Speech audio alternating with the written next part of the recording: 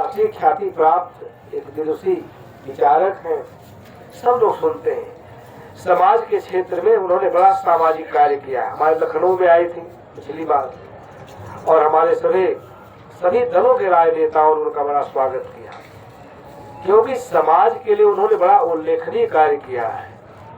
और उनको ये प्रेरणा कबीर साहब से मिली कि हमको अपना संपूर्ण जीवन समाज की सेवा के लिए, राष्ट्र की सेवा के लिए, मानवता की सेवा के लिए न्यौछावर कर देना चाहिए।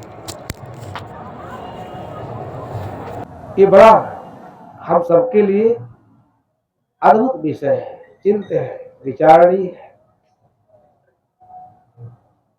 आज जो यक्ष प्रश्न है हम लोगों के सामने, कई लोग कई प्रकार के सवाल उठा रहे हैं। अभी हमारे कुछ श्रावक लोग गए थे घूमने, तो घूम के आए तो कहे साहब यहाँ तो कुछ है ही नहीं है, जो कुछ है इसके आगे है। और इतने भव्य भव्य पंडाल बने हुए हैं, करोड़ों करोड़ों के बने हुए हैं, अभी कार्य चल रहे हैं, हो रहे हैं। हमने कहा चाहे करोड़ों के बने चाहे अरबों के बने, लेकिन होगा तो सत्संग ही। जो यहाँ हो रहा वही वहां होगा। हमारा आपका कर्तव्य है कि सबके यहाँ जाए, सबके विचारों को सुने, उसमें जो ग्रहण करने योग्य बातें हैं उसको ग्रहण करें, यहाँ से लेके जाए, लोगों को बताए। आप लोगों को ख्याल होगा कि यह परंपरा कब शुरू हुई, इसके पीछे बहुत लंबा इतिहास है, उस पर चर्चा करने की आवश्यकता नहीं है। लेकिन हर्षवर्धन के समय से इसे माना जाता है कि हर्षवर्धन ने भारत के सभी विचारकों को यहाँ वो बुलाता था, सबके विचारों को सुनता था, जनता को ही आमंत्रित किया जाता था। धर्मप्रिय जनता यहाँ आती थी, वो भी सुनती थी और बड़ा दान देता था, लोगों को प्रोत्साहित करता था। तो इसके पीछे उसका उद्देश्य क्या था, भावना क्या थी, ये समझना चाहिए। मनुष्य दुनिया का सिरमौर प्राणी है, आप सभी लोग जानते हैं। प्रकृति की व्यवस्था में ऐसा अद्भुत जीवन किसी का नहीं है। विवेक प्रधान जीवन, इस जीवन का बड़ा अर्थ है, मूल्य है। लेकिन आपको यह भी आश्चर्य होगा कि सबसे ज्यादा समझाने को इसी को आवश्यकता है। जितना समझदार प्राणी है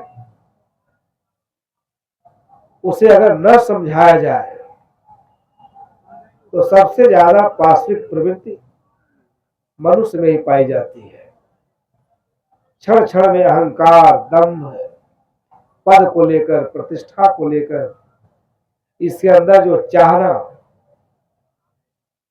और कामना की बड़ी बड़ी लपटें उठती हैं, उस कामना और चाहना के लपट में अपने को स्वाहा कर देता है और अपने बुद्धि विवेक का कोई मूल्य नहीं रह जाता है।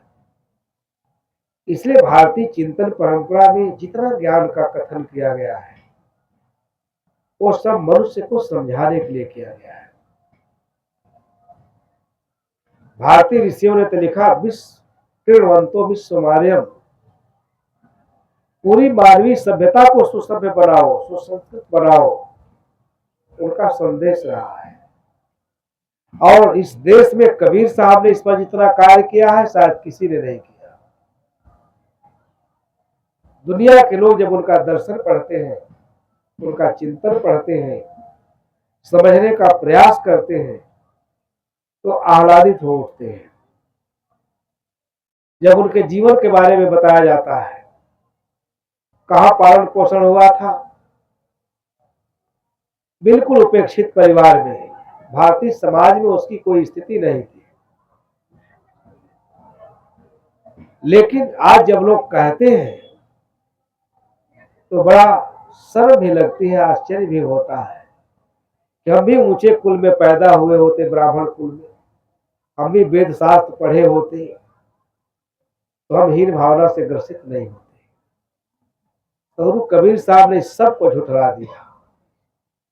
ऐसे परिवार में जिसका पालन पोषण हुआ वो भारतीय मनीषा के स्तंभ है। स्वर्ण स्तंभ की तरह से खड़ा है। और भारत के चिंतन परंपरा का कोई विद्वान, कोई मनीषी, कोई चिंतक जब उनके जीवन दर्शन को पढ़ता है, जीवन मूल्यों को पढ़ता है, तो बड़ा गौर से सुनता है और उसकी उपयोगिता को स्वीकार करता है। बंधु, इस देश के लिए बहुत बड़ी बात है। इसीलिए कबीर किसी एक के नहीं है, पूरी मानवता के, सबके हैं। उनके दृष्टि में सब प्राणी जो मनुष्य देह धारण किए हुए वो सब मनुष्य है और मानवता ही उनका धर्म है। मानवीय मूल्यों के गरिमा के लिए, उसकी रक्षा के लिए इतनी अगाध तत्परता उनके अंदर दिखाई देती है कि कहीं अन्यत्र वो दुर्लभ है। आज इतने सारे लोग यहाँ आए हुए हैं इस पावन धाम में, पावन धरा पर। हजारों प्रवक्ता अपना बोल रहे हैं, अपना अपना प्रवचन दे रहे हैं। मैंने शुरू में कहा सबका उद्देश्य क्या है, सबका लक्ष्य क्या है। सबका लक्ष्य और उद्देश्य एक है। धर्म का अर्थ ही होता है जिसके धारण करने से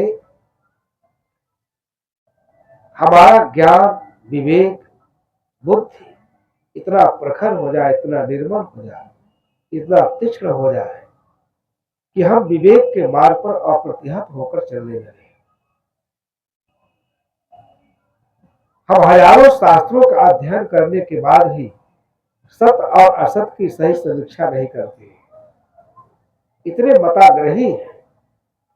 हम जात में बंधे हुए हैं, समाज में बंधे हुए हैं, अपनी परंपरा में बंधे हुए हैं, अपने धर्म में, अपनी विचारधारा में। इसने इस देश का बड़ा नुकसान किया है। सबका लक्ष्य तो यही है, अभय और मोक्ष है।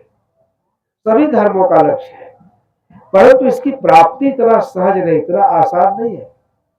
इस राधा कृष्ण ने मीमांसा में कहा है कि संसार के सभी धर्मों का, मनुष्यों का लक्ष्य एक है, अभय और मुक्ति का संदेश देना। सवाल उठता है किससे आप मुक्त होंगे? मोक्ष की आवश्यकता क्यों है? अभय की क्या आवश्यकता है? ये दो शब्द हैं, बड़ी गंभीरता से आप लोग विचार करिएगा। भय रहित हो जाना। आज मुक्ति की तरह अवधारणा इस देश में है कि सारा धार्मिक समाज मुक्ति के लिए पागल हो रहा है। कहां जाए हमको मुक्ति मिल जाए, और धर्म के ठेकेदार बैठ के मुक्ति भी बांट रहे हैं, बुला रहे हैं, वहां पकड़ पकड़ कर ले आ रहे हैं, हमारे यहाँ वो मुक्ति देंगे, हमारे यहाँ भगवान से मिला देंगे। इतना भ्रामक, इतना भ्रम है, इतना संशय है। हम कभी कभी एक उदाहरण देते हैं। एक बार मैं अयोध्या में था, इसलिए कबीर की उपयोगिता को सबको स्वीकार करना पड़ेगा। और उन्होंने सरल भाषा में कह दिया, ऐसा अद्भुत मत कथो, कथो तो धर्म छिपाए, अवेद पुराना ना कहीं कहो तो पतियाए। ये तो है साखी, आप हम सब लोग पढ़ लेते हैं। जब इस साखी को विद्वान लोग पढ़ते हैं, विचारक लोग पढ़ते हैं, तो हिल जाते हैं। जो ज्ञान वेद में उपलब्ध नहीं है तो इतना जटिल है कि आम जनता को उसका बोध कराना कठिन है। उस दुर्लभ ज्ञान को कबीर साहब ने जन साधारण को सहज में उपलब्ध करा दिया, और उनके बताए मार्ग पर चल करके लोग इसी जीवन में, अपने वर्तमान जीवन में ही अमृतत्व का उन्हें ज्ञान हुआ, बोध हुआ। जिस अमृत के लिए उनकी लालसा थी, और उस लालसा में इतने निराशा में पड़े थे, घोर निराशा में, तो सब उनको सहज उपलब्ध हो गया। इतना मौलिक चिंतन है, अद्भुत चिंतन है। तो एक संत थे, एमपी के इंटर कॉलेज के प्रिंसिपल से रिटायर्ड, बड़े अच्छे विचारक थे। हम मंच पर से अपने कमरे में गए तो सीधे हमारे कमरे में गए।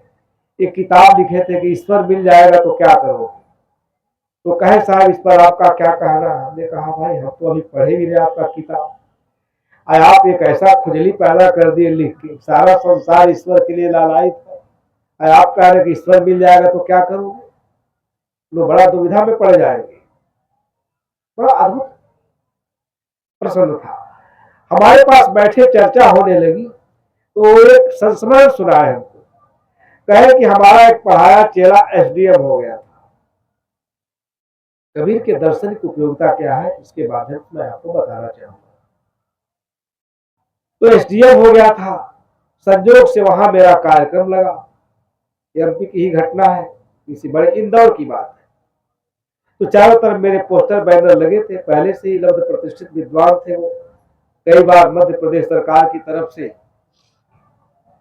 हिंदी अकेडमिक जगत के लिए उनको प्रतिनिधि बना के भेजा जाता था, विदेशों में प्रतिनिधित्व किए थे एमपी मध्य प्रदेश सरकार का। तो लब्ध प्रतिष्ठित विद्वान तो पहले से थे, सब जानते थे, और उनके पढ़ाए बहुत सारे शिष्य लोग थे, वो बड़ी संख्या में वहां आए थे। एसडीएम साहब पोस्टर बैनर देखे, वह भी गए, बुलाए। उनकी पत्नी जो थी वहां सिविल जज थी, गए, उनका प्रदक्षिणा की, अभिवादन की और निवेदन किए कि साहब मेरा सौभाग्य है आप हमारे नगर में आए हैं और कल आप हमारे आवास पर सत्संग करें। कहे ठीक है। बहुत भव्य व्यवस्था की, रात भर में एसडीएम थे, सारे लोगों को उन्होंने बुलाया वहां पर, और बहुत भव्य मकान बनाए थे, आधुनिक सुख सुविधाओं से लैस। तो कहे साहब जब हम सवेरे पहुंचे वहां पर तो उनके दरवाजे पर मैंने दो चीज देखा। एक तो सबसे ऊपरी तल्ले पर एक हंडी टीक कर रखे थे चूना कालिख लगाकर, और नीचे रखे थे एक फोटो, आप प्राय लोगों के घरों पर देखेंगे, काशी के कोतवाल जो भैरव है उनका बड़ा भयानक चित्र टांगा जाता है सबके दरवाजे पर। तो कहे मैंने देखा तो बड़ा आश्चर्य पड़ गया, कितना पढ़ा लिखा व्यक्ति, एसडीएम है, सिविल जज है, ये इतना भयाक्रांत क्यों है, अपने मकान पर हाड़ी टीक के रखा, हंडी काली चूल्हा लगा करके, और यहाँ जो है काशी के कोतवाल का चित्र रखा है। तो कहे सत्संग हुआ, सत्संग के बाद हम बुलाए दोनों को, सिविल जज साहिबा भी थी, वो भी।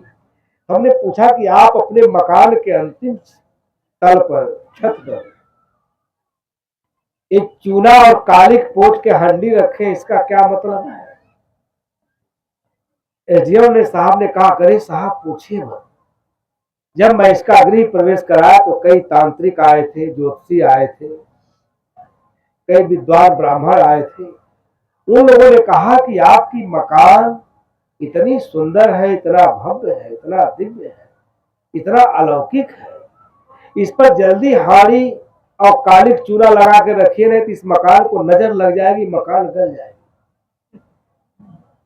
तो साहब ने कहा करे भाई ये तो भौतिक चीज है, ये तो इसको तो नजर लगेगा नहीं, हमको आपकी चिंता हो रही है कि तुम लोग मनुष्य हो, इसलिए तुम लोग अपने गले हाड़ी टीक करके चूना लगा चलो, कहीं तुम लोगों को नजर लग जाएगी तब तुम लोगों का क्या होगा,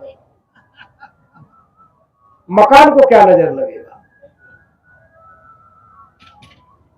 तुम एसडीएम हो, प्रशासनिक अधिकारी हो, आज तुमको एक बेवकूफ आदमी बता के चला गया कि हाड़ी चूना टीक करके रखो, इतनी भी अकल तुमको नहीं कि बताओ ये द्रव्य है, पदार्थ है, ईटा पत्थर, इसको क्या लगेगा, कौन सा जादू टोना लगना है तो तुम बताए हो, तुमको लग सकता है, इसलिए तुम अपने गले में हाड़ी टीक कर दोनों पत्नी चलो। और दोनों इतने शर्मिंदित हुए।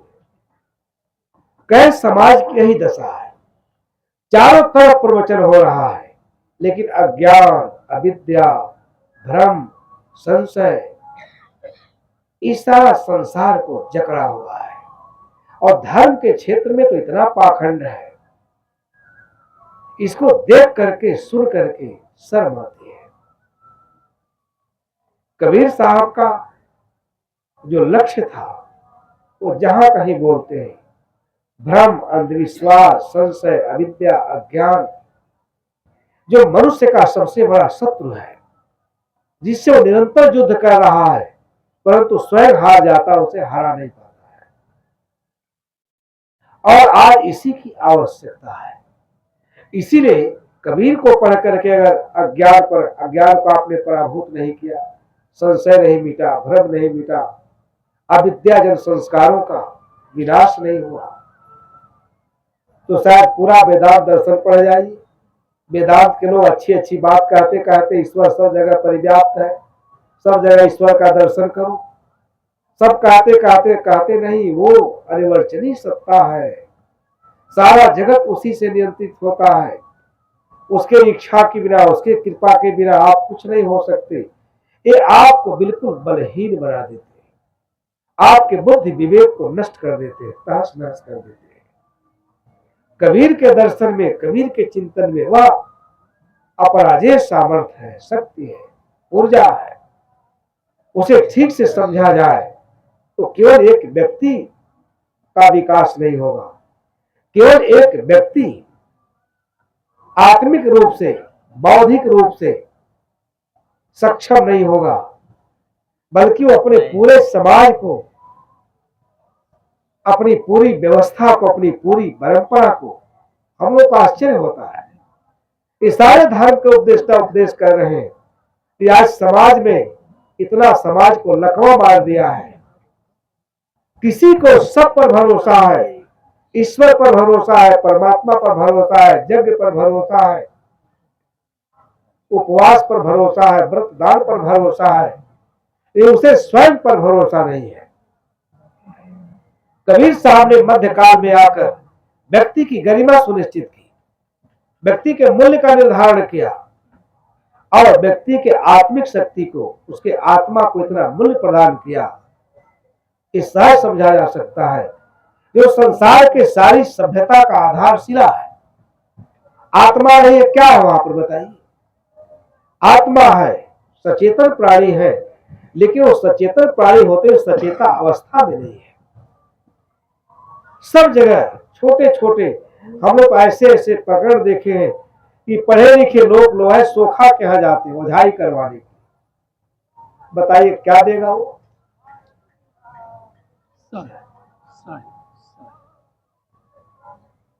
अगर हम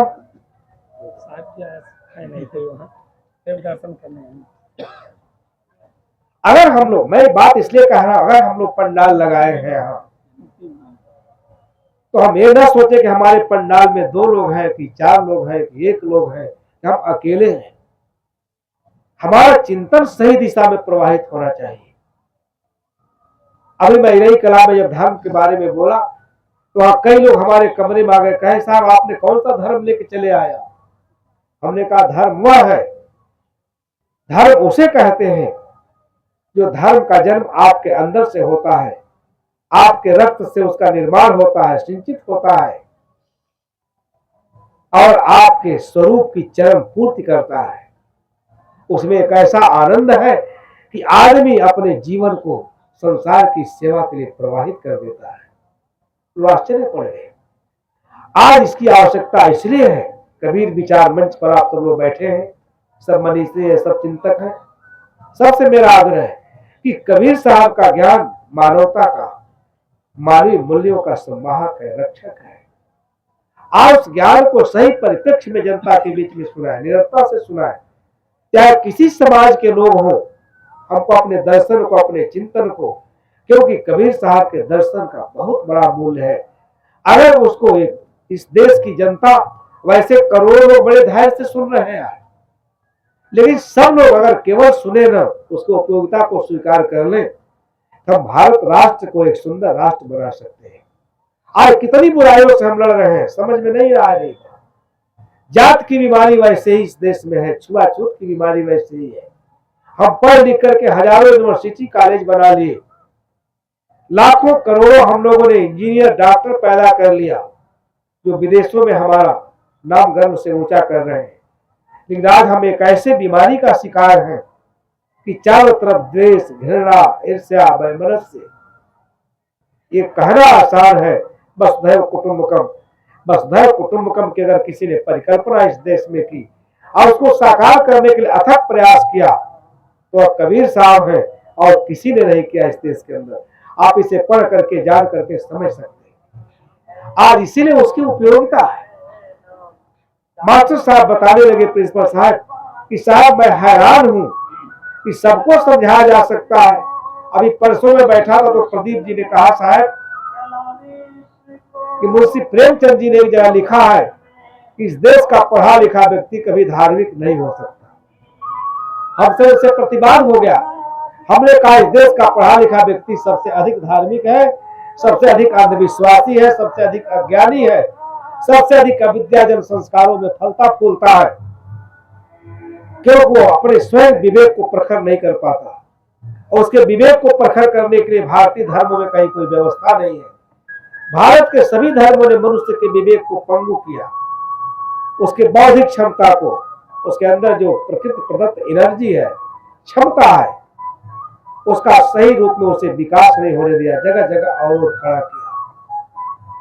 इसलिए आज के इस युग में कबीर साहब का मंच आप सब लोग लगाए हैं। हम तो थोड़े ही दिन ले आए, लेकिन पूरी दृढ़ता के साथ, साहस के साथ उनका संदेश जन जन में फैलाया जाना चाहिए, ताकि हम मानवता को अंधकार से, घोर अंधकार के गहरे खड्ड से, अज्ञान के गहरे खाई से, अविद्या जन संस्कारों को पराभूत करके मानवीय मूल्यों के संरक्षा के लिए उसे अज्ञान के गहरी खाई से हम उबार सके, निकाल सके। आज इसकी आवश्यकता है। केवल प्रवचन कर देना, मंच लगा देना, लाखों रुपया पानी में बहाकर यहाँ से चले जाना, अपने कर्तव्य का इतिश्री कर देना, इसका एक उद्देश्य लक्ष्य नहीं है। हम यहाँ जितने लोग बैठे, जितने लोग भोजन करें, वो यहाँ से अच्छा संदेश लेकर जाए। केवल कबीर साहब को कानों से सुने न, कबीर साहब को जिए। अगर आप कबीर साहब को जीना शुरू कर देंगे तो बहुत सारे लोगों का उद्धार हो सकता है। बहुत सारे लोगों को आप सब धर्म के मार्ग को उन्हें प्रेरित कर सकते हैं चलने के लिए। इसलिए कबीर ने सच्चे धर्म की बात की। मानवीय मूल्यों का संरक्षा है, सबका धर्म है। आज धर्म को किस रूप में देखा जा रहा है इस देश में? कोई नहीं कहता है धर्म को एक पाखंड का, अंधविश्वास का, आडंबर का, बाह्याचार का, ढोंग का, ये क्या बना दिया गया, उसका पर्याय बना दिया गया है। और जहां इसकी चर्चा वहां करोड़ों की भीड़ होती है। हमसे कई लोगों ने कहा कि आप लोग ऐसा क्यों नहीं करते। एक दिन फोन आया बिहार से, एक बार नया नया संप्रदाय चला, उसका बहुत गहरा प्रभाव है। संत मत कुप्पा घाट में बहुत जबरदस्त प्रचार है। उस साधु ने कहा कि बताइए, कबीर साहब की चर्चा सब लोग करते हैं, लेकिन कबीर साहब के पंडाल में भीड़ नहीं होती है। आपके शिष्यों की संख्या का पता नहीं है, कितने करोड़ लोग हैं। हमने कहा कबीर साहब केवल शिष्यों की बात नहीं करते हैं, अपने मत पंथ परंपरा की बात नहीं करते। उन्होंने पूरे मानवता के लिए, और मानवता जिस बीमारी से रुग्ण था, करा रहा था, भयानक दर्द और वेदना से पीड़ित था, पूरी मानवता, पूरा भारतीय समाज उसकी अचूक औषधि दिया, अचूक दवाई दिया। उनके दर्शन में इन सारी समस्याओं का समाधान है। अगर हम उसको ठीक से पढ़ें, एक आदर्श समाज हम बना सकते हैं, एक आदर्श राष्ट्र बना सकते हैं, एक आदर्श धार्मिक समाज बना सकते हैं। इसके लिए कबीरपंथी होने की आवश्यकता नहीं है। ये मनुष्य इतना स्वार्थी है, केवल अपने मतलब की बात ग्रहण करना चाहता है, जिसमें समाज का व्यापक हित हो, अपनी परंपरा का व्यापक हित हो, उसकी बात नहीं करना चाहता। सबके सब लोग ठग विद्या में पारंगत होना चाहते हैं, एक दूसरे को धोखा देना चाहते हैं, ठगना चाहते हैं। इसलिए आप कबीर साहब को पढ़ेंगे, उनकी आत्मा जल गई है। जगह जगह कई फटकार है उनके चिंतन में। जो तो ब्राह्मण ब्राह्मणी की जात और राह देखा है, क्या कहते हैं? ऐसे समाज को कहते हैं भारतीय हृदय पर उसका आधिपत्य था। वो कबीर साहब को उठा करके मक्खी की तरह से फेंक सकता था, लेकिन कबीर साहब सत्य के और मानवता के ऐसा अद्भुत प्रेमी थे, उनके सामने किसी की एक न चली, क्योंकि सत्य एक ऐसा परनिश्चित, सत्य एक ऐसा विषय है। अगर आप उसकी आराधना शुरू कर दो तो संसार के लोग आपके दास बन जाएंगे, आपसे घृणा कोई नहीं कर सकता है। हम केवल अपने क्षुद्र स्वार्थों में धर्म, सत्य, सबके मर्यादाओं का अतिक्रमण करते हैं। और इसलिए इसलिए कबीर साहब को, एक कबीर साहब का मंच है, ठीक से सुने। हम लोग बैठते हैं तो एक मतलब की बात निकाल लेते हैं। एक आदमी था, बड़ा बुद्धिमान था। बुद्धिमानों की स्थिति आप देख रहे हैं, जेब कतरा था। तो नए फैशन का एक जगह कपड़ा बिक रहा था, लाए थे बेचने वाले। अब नए फैशन में दर्जी बेचारे खड़े के देख रहे थे कैसे सिया जाएगा, कहाँ पॉकेट लगाया जाएगा। तो जब जेब कतरा भी जाकर वहां खड़ा हो गया उसके बीच में, तो एक उसका चेला था, वो जानता था। तो कहा, गुरुजी आप यहाँ कैसे, क्या आप सिलाई का काम सीखना, आपको दर्जी बनना है? उसने कहा, नहीं, मैं देख रहा हूं कि इसमें जेबें कहाँ कहाँ लगाई जा रहे हैं, ताकि मैं अपना हाथ कैसे साफ करूं। ये सब लोग अपना अपना हाथ साफ करने के लिए बाजार लगाते, कोई कहीं चला जाता है। हमारे स्वार्थ की पूर्ति कैसे होगी, हमारे स्वार्थ की सिद्धि कैसे होगी? ये बड़ी दुर्भाग्यपूर्ण बात है। कबीर साहब जो कहते हैं एकदम अंतश्चेतना को झकझोर के रख देता है। कबीर साहब को सबको पढ़ना चाहिए, और जो नहीं पढ़ते उनको बताना चाहिए।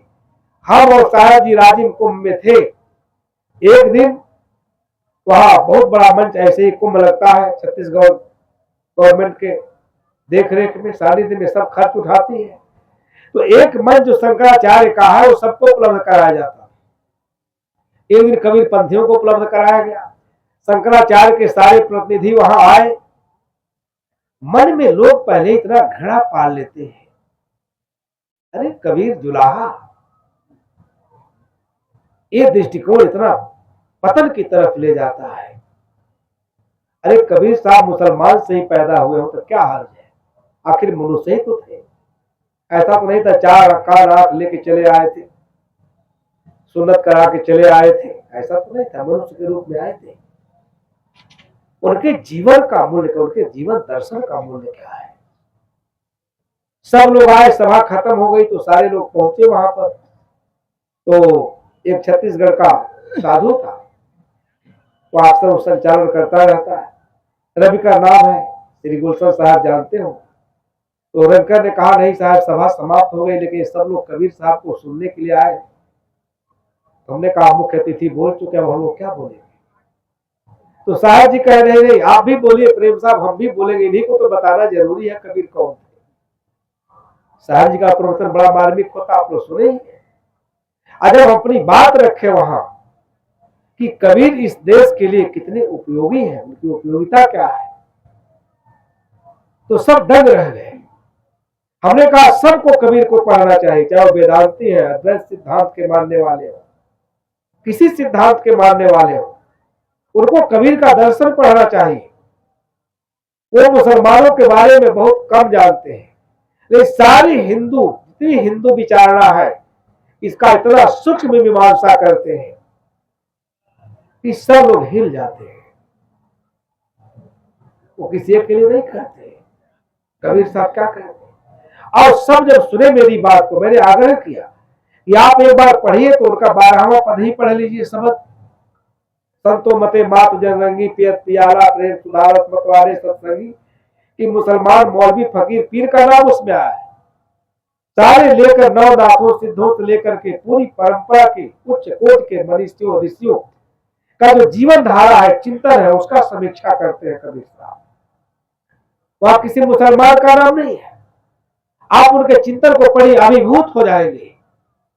कबीर साहब आपके अंतरात्मा में, चार सारी इंद्रियों के माध्यम से आपके अंतरात्मा को उनकी वाणी छू देगी, चौंक जाएंगे, जाग जाएंगे। ऐसा अद्भुत संदेश है, वो मताग्रही होकर नहीं कह रहे, सबको पढ़ना चाहिए। ऐसा अद्भुत मत तो मैंने अभी कहा। फिर कबीर साहब ने कहा, जाके मुनिवर तप करे, वेद थके गुण गाय, सोई देव सिखापना कोई नहीं पतिया। वो मुसलमानों के बारे में नहीं कहते। आपने वही कहा था कि मध्यकाल में कबीर साहब नहीं होते, ये शंकराचार्य और दंडी स्वामी चारों तरफ घूम रहे, 4 मठ बनाए हैं, इनके मठ पर भी मस्जिद बन गया होता। कबीर साहब हिंदुओं के सबसे बड़े संरक्षक हैं। हिंदुत्व ने जिसे नकार दिया था, दुत्कार दिया था, इसके लिखा है भक्ति नहीं कर सकता, मोक्ष नहीं प्राप्त कर सकता, स्वर्ग नहीं प्राप्त कर सकता, ये अछूत है, शुद्ध है। ऐसे लोगों के लिए भी उन्हें मुक्ति का द्वार खोला।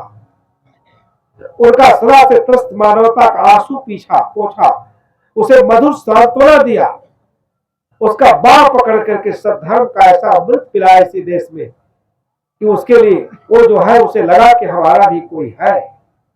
ये सारा हिंदुत्व लड़खड़ा गया था। मध्यकाल में कबीर साहब नहीं आते तो हिंदुत्व बचता ही नहीं। आप ठीक से पढ़े तो मेरा ख्याल है कि 25-30 बीजक फटाफट सन्यासों ने खरीदा। उस पर पढ़ने की जरूरत है, अद्भुत ज्ञान उसे बताने की जरूरत है। कबीर साहब कहते हैं, जाग पियारी अब क्या सोए, रैन गई दिन काहे को खोए। ये किसके लिए कह रहे हैं? कबीर पंथियों के लिए कह रहे हैं, हिंदुओं के लिए कह रहे हैं। मनुष्य के अंदर जो मनोवृत्ति है, शायद इतना सूक्ष्म गूढ़ रहस्य से पर्दा उठाने वाला दृष्टिकोण किसी ने नहीं प्रस्तुत किया है। ना हमारे कानों में कोई किसी नीति शास्त्र के वक्ता ने आज तक गुंजाया है। सारी समस्या कहां है, उसके केंद्र बिंदु में कबीर साहब जानना चाहते हैं। जाग प्यारी अब क्या सोए, रैन गई दिन काहे को खोए। उलटबासी में आप लोग सब पढ़ते हैं। जाग प्यारी कौन है कबीर की दृष्टि में? अब क्या सोए, उसके सोने का ही नतीजा है कि सारा संसार भ्रम अंधकार संशय में जी रहा है। यह हमारी मनोवृत्ति है। अगर ये ठीक हो जाए, सुंदर हो जाए, इसके प्रकृति का परिष्कार हो जाए,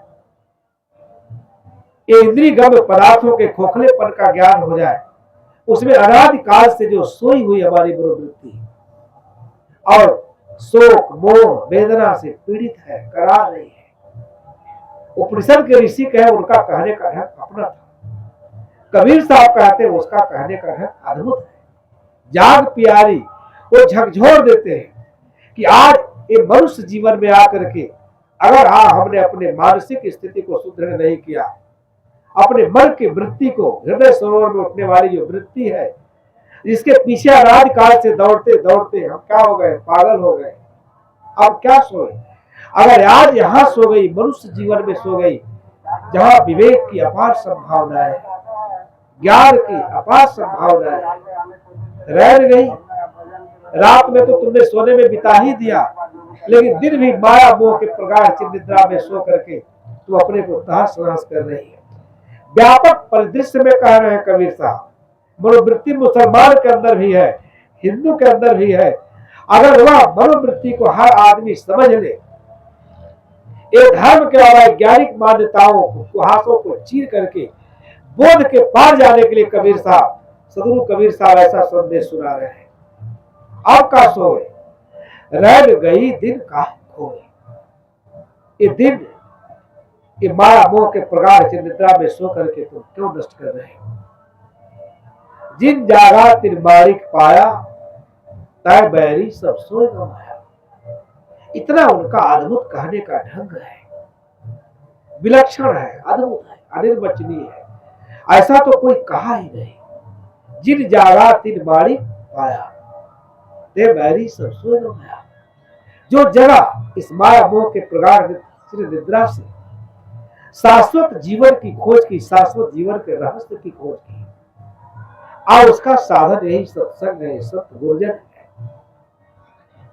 कौन आपको जगा सकता है? माया मोह और अविद्या जन का जो इतना प्रबल कुहासा है, अनादिकाल का उसका ऐसा संस्कार है, उस संस्कारों को चीर करके बोध के पार जाना क्या हंसी बात है? कोई नहीं जा सकता। लेकिन जो चला गया, जिन जागा तिन माणिक पाया। हवाले मणि क्या है? मैंने अभी आपसे कहा, हमारे आपके जीवन में किसी चीज का अगर मूल्य है तो हमारे आत्मा का मूल्य है। हम मन और इंद्रियों के संयोजन में, उसके विषयों के संयोजन में अपना घोर पतन करते हैं। मालिक कहां मिलेगा? हम दूर ढूंढ रहे हैं, तमाम लोगों का आश्रय ले रहे हैं, सहयोग ले रहे हैं। कोई मंत्र तंत्र, बुद्ध को लीजिए, महावीर को लीजिए, इन लोगों ने अपना शरीर जो साधन था इसे ही नष्ट कर दिया उस तत्व की खोज में, जो बाहर है ही नहीं, कैसे मिलेगा? जिन जागा, जो इस संसार के विषय विलास के स्वप्न के निद्रा से जग जाएगा, वो कहां जाएगा? वही अपने आत्मा के देश में जाएगा। स्वर्ग में नहीं जाएगा। मोक्ष पाकर क्या करेंगे? मोक्ष कोई वस्तु है पॉकेट में लेकर आप घूमेंगे? आज इतना भ्रम है, इस भ्रम और संशय ने धार्मिक वातावरण का इतना विध्वंस किया है। ऐसे वातावरण में कबीर साहब को ठीक से पढ़ने, सुनने, जानने, समझने की आवश्यकता है। आज हम ये काम नहीं कर पाते, ये दुर्भाग्य है। सब लोग 1 महीने का राशन पानी सामान लेके आए हैं। या खाना पकाना लक्ष्य नहीं होना चाहिए। यहाँ हम आए हैं तो कुछ ले, कुछ दे, कुछ समझे, कुछ समझावे, समाज का कुछ हित हो, समाज के प्रति हमारा कुछ दायित्व है। उस दायित्व बोध के साथ हम यहाँ आने का लक्ष्य मालिक पाना है। मालिक क्या है? अगर अपने स्वरूप का विमल ज्ञान हो जाए पूरे दुनिया के लोगों को, तो शायद दुनिया स्वर्ग बन जाएगी। यहाँ कोई न हिंदू है, न मुसलमान है, न सिख है, न ईसाई है। वास्तविकता क्या है? सभी मनुष्य है और सब में जो चेतना है वो एक समान है। वो चेतना का ही मूल्य है। आज हम हिंदू, मुस्लिम, सिख, ईसाई बन करके अगर किसी का घोर पतन करते तो अपने मानवीय आत्मा का, मानवीय मूल्य का। इसी पर कबीर साहब के मन में क्षोभ है, दुख है, पीड़ा है।